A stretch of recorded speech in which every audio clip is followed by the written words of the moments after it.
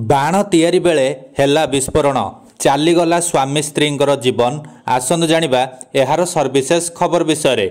उत्तर प्रदेश राजधानी लखनऊ रे विस्फोरण बाण तैयारी बेले विस्फोरण हेबारु चालीगला स्वामी स्त्रींकर जीवन। गुडुम्बारे दशहरा पई बाण तैयारी बेले देशी बाण कारखाना रे रविवार सकाळ 11:30 समय रे हठात विस्फोरण होइतिला। विस्फोरण जोगु बाण तैयारी करुथबा आलम एवं तांको पत्नी मुन्नींकर घटनास्थल रे मृत्यु हो जाइछि। सूचना अनुसार आलम को बड़ पुओ इमरान एवं पड़ोसी नदीम गुरुतर आहत होइचंदी।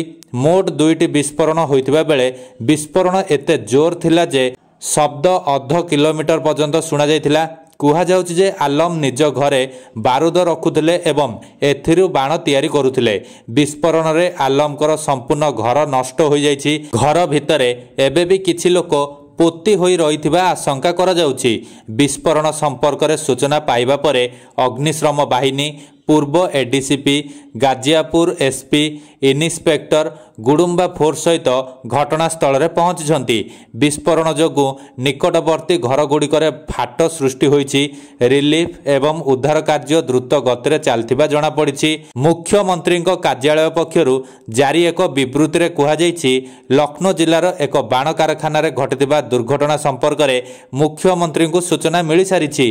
घटना संपर्क रे जानी मुख्यमंत्री जोगी मृतकों परिवार प्रति समवेदना प्रकाश करिसेंती। एहा सह तुरंत घटनास्थल रे पहुंची रिलीफ कार्य त्वरान्वित करबाकू एवं आहतों उपयुक्त चिकित्सा पई अधिकारी माननकू निर्देश दैछंती मुख्यमंत्री।